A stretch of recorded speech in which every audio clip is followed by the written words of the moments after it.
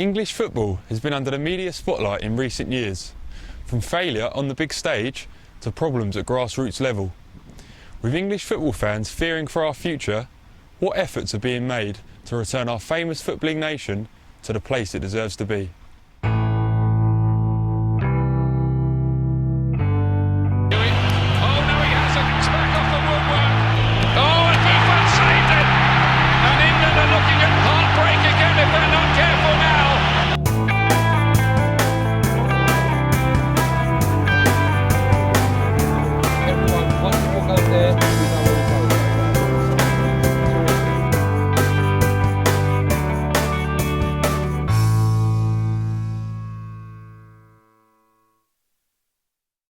Respect, something English football has struggled to achieve in years gone by. Other than the World Cup success in 1966, our once proud footballing nation has underachieved in every respect. English football is a massive debate, and I feel I cannot accept, for instance, that children are born more skillful in one part of Europe than what they are in this part of Europe. The one thing I do know is that all children enjoy playing football.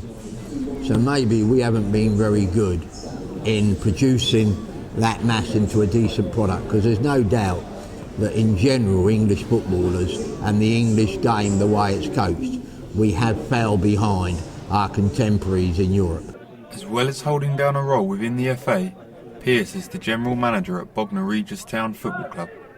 The non-league legend believes there has been a number of things wrong within the English game, however is now seeing small improvements on the long road to recovery. Now, there's an old saying that practice makes perfect. Well, it doesn't. Practice makes permanent.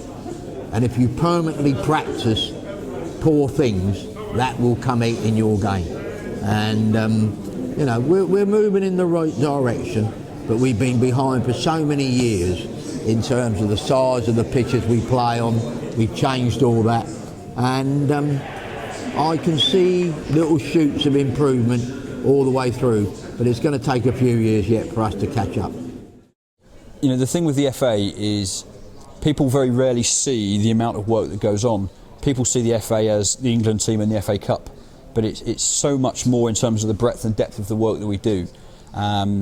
There's 24 England teams for starters. Then you go all the way down to the depth of programmes around women and girls football, around disability, around small-sided and futsal, as well as youth development and club development work and coach development. So the breadth of what we do is massive. Specifically for me, it's very much the development of the game in 5 to 18s and young players, whether it be the environment that kids play in or supporting coaches to make it better, or like tonight out with youth leagues to support their development as volunteers. So it's a huge width and breadth of what we do. Nick Levitt has a pivotal role to play concerning the development of English football. The 37-year-old explained his position within the FA and the area in which he is most effective.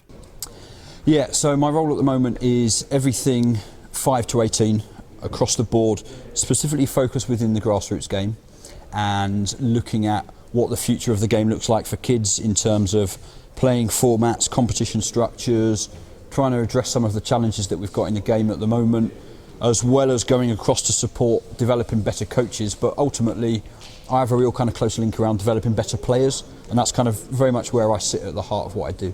Levitt travels all over the country due to his job role. However, much of his time is spent at England's state-of-the-art National Football Centre, St George's Park.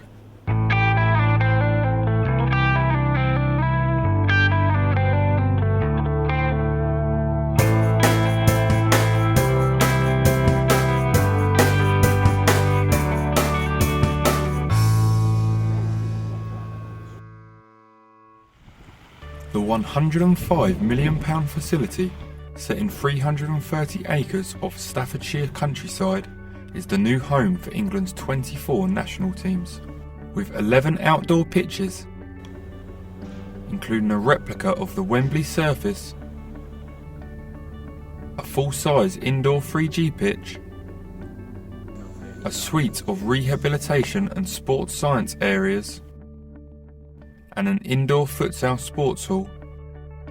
St George's Park will provide world-class facilities for all England teams ahead of international fixtures. St George's Park is also the new home of FA Learning and will deliver all FA National Coach Education courses. The range of courses, covering a variety of disciplines, will help communicate the future game philosophy, which outlines a vision for the development of English football. Sports science and performance is integral to St George's Park. Perform is a bespoke sports medicine, rehabilitation and human performance facility which combines cutting-edge technology with elite medical expertise. Visitors to the site will enjoy world-class facilities and impressive accommodation with Hilton and Hampton-on-Hilton hotels catering for individuals, groups or team bookings, along with major sporting or business conferences and banquets. I travel a fair distance to get here, and even if I've had a rubbish journey and it's been 4 hours, when you get to the front gates and you kind of start that driveway into the pathway, you probably wouldn't have seen it because it was night time last night, but when you start that driveway down and you see the kind of the buildings and the pitches and such like, you forget the 4 hours before, because I think it's a hugely inspirational place. It's becoming that real kind of sports centre, and I think it's a fantastic place to come and work, and hugely fortunate to come in and get to do some work here as well. Can only be described as outstanding. What a fabulous place. I think the FA have done extremely well to push it forward, and it's an absolute marvellous place to go for education and for playing. So on that note, we have produced an absolutely outstanding centre for developing football players and coaches. Something that Darren Kilpatrick would know all about. At Chichester College, the 41-year-old is responsible for educating the next generation of young coaches. Dabba, which he is known as by his students, has worked his way up the coaching ladder and recalls the day he first discovered his passion for the role. The main reason I got involved in coaching was it was a very, very strange incident, and it stays very, very strong in my mind. I could have only been 10 or 11, and I went to a party in Haywards Heath or around that area where there's a lot of people with disabilities, and I spent the whole night pushing a young girl around in her wheelchair all night, and remember taking the most exceptional pride and pleasure in doing that, and having the best night. And I always knew then that I wanted to help people, so that feeling at that young age just to help people was always there. Okay, that mate, they other team do what now? Go wide and try and switch to play. Jitters, whenever we lose it, get compact and stop them shooting. If he has a bad touch, you might nick him. Okay. I think it's very important that our coaches have their own ideas. We don't want to build robots. We want to build these inventive coaches that are in an environment where they want to experiment. Obviously not to the extreme, but they want to experiment and they have their own ideas. And we can give them a foundation and underpinning knowledge to what we're looking for, and we want them to express their ideas. Students at the college are split between the FA Level 1 and Level 2 courses, which both involve a mixture of theory and practical lessons. Kilpatrick, who has taught at the college for just over a decade, is more than happy with the current collection of students pursuing a career in coaching. Yes, I've got this. We've had a great crop. We've had a great crop this year. The Level 2 students are outstanding.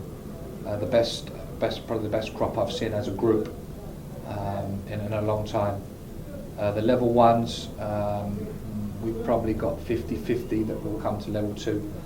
But that's the beauty of having the course. Some of them want to just stay at Level 1 and that's fine, and now the ones that want to progress will progress on to Level 2, so that's nice. So it is all about progression, and if you want to just stay on that Level 1 and just say, right, that's enough for me, then that's fine.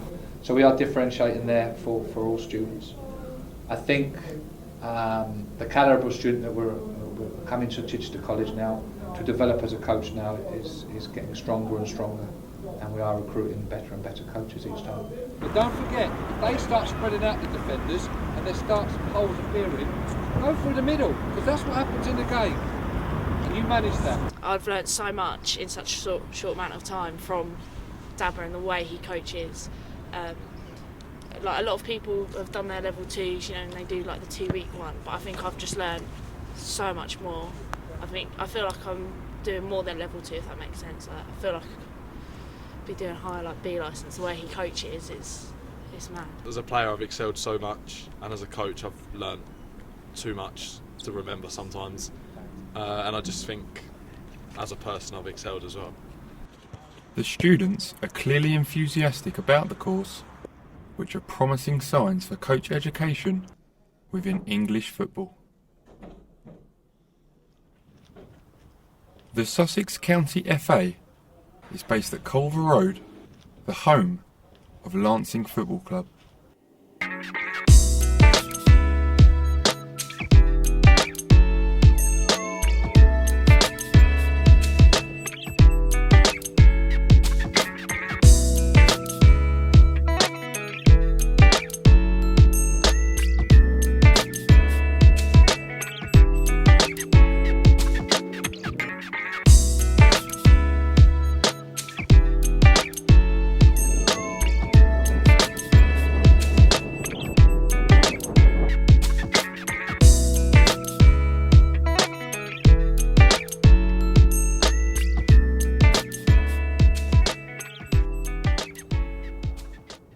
Improvements were made at the ground in recent years, which allowed the Sussex FA to move in and use the stadium as their headquarters.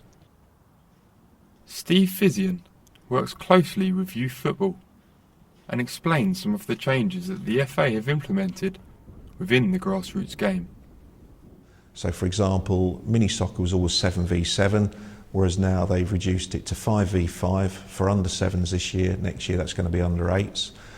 It will then be 7v7 for under 9s and under 10s, and taking a step between 7-a-side, which used to jump straight to 11-a-side on a lot of the time full-size pitches, to 9v9, and that's going to be for under 11s and under 12s, so that's phased in over a 2-year period. Well, at the heart of it's about child-centred football, and when I came into the job, I wasn't convinced that putting a 10-year-old kid on the same size pitch as a 26-year-old international was child-centred. There's no part of me that thought that was the sensible thing to do. So this is about making sure that the game is appropriate to the age and stage of the kid playing it. And this is what we've done. It's changing the formats to meet the age of the kids, as well as all the technical and skill benefits that we get as more touches, more shots, more dribbles, more 1v1s, more goals scored, more involvement in the game. But for kids, that also means more enjoyment, and that has to be at the heart of everything that we do. It has to be driven by fun and engagement to support the motivation of young people. With a continuous decline in participation numbers across grassroots football, something clearly needs to change. So the question must be asked: what do children really want from the game? I think they want fun. Kids play football because it's a fun game to play.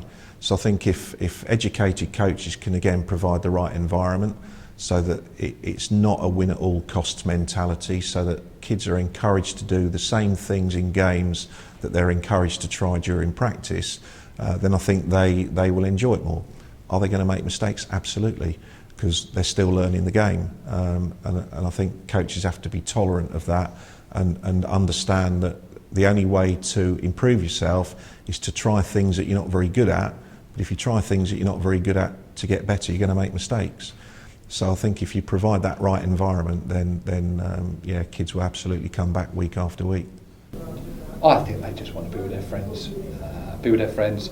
I think they just want to put a kit on, put their boots on, and go out and enjoy their football. I think Nick Levett's just done a recent study that asking kids what their favourite part of the game is, and I think being with their friends and families is very important. So, yeah, for me, it's about getting that enjoyment into them. Well, we did a lot of research with kids, and that's what's informed all the changes that we've made to the game. And the top things that the kids said were they love playing football because it's fun and it's a really good game. They like playing football because it keeps them fit and healthy. They like playing football because it helps them meet new friends and play with their friends.